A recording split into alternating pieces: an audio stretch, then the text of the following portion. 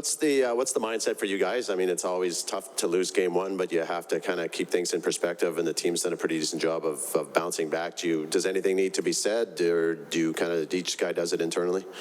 Yeah, no, we had a good little meeting, nothing crazy. You know, we talked a little bit and just things we can sharpen up on, and yeah, there's no panic. It's give them credit, they played a good game, and you know, you're not going to win 16 in a row, so you're going to go through some adversity in the playoffs, and I think you know, we've got a good mindset going into tomorrow.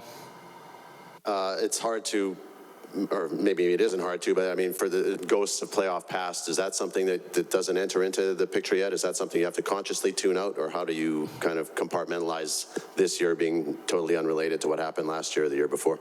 Yeah, I think I mean, a lot of us weren't here 2 years ago. There's, you know, a bunch of us who weren't here last year, and we certainly we're not thinking about that, and I think there was no fans the last 2 years, so last night was certainly a different atmosphere than what we've been used to in the playoffs. It was, you know, it was a lot of fun. It was amazing, and I thought, you know, the energy in the crowd was great, and, you know, you could probably see it a little bit in our game early. We were a little jittery and nervous, too. It was a great atmosphere, so I think that's different, and we're a different team, and yeah, we just got to show a little resilience here and bounce back and get this one tomorrow.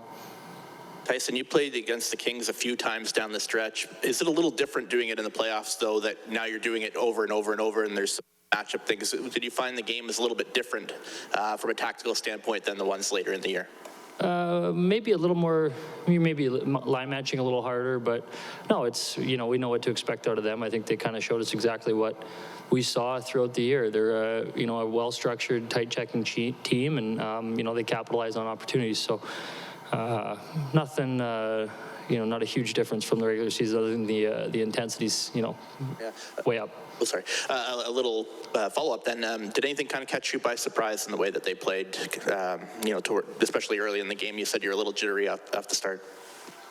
I wouldn't say caught us by surprise. I think they made some good plays, and, you know, we maybe, you know, did a few things that were out of character for us early and just, you know, maybe overexcited. And but no, I don't think that they threw anything at us that, you know, we weren't prepared for or anything like that. I think they played a good game, and, you know, we had a, you know, we were in a good position, you know, with 5 minutes left and let it get away. But we certainly know we've got better in our room, and, you know, you can feel that. And if it was, you know, it'd be concerning if we thought we gave them everything we had and didn't come out on top. But I think we know we got a little bit better in our room, and we'll be better.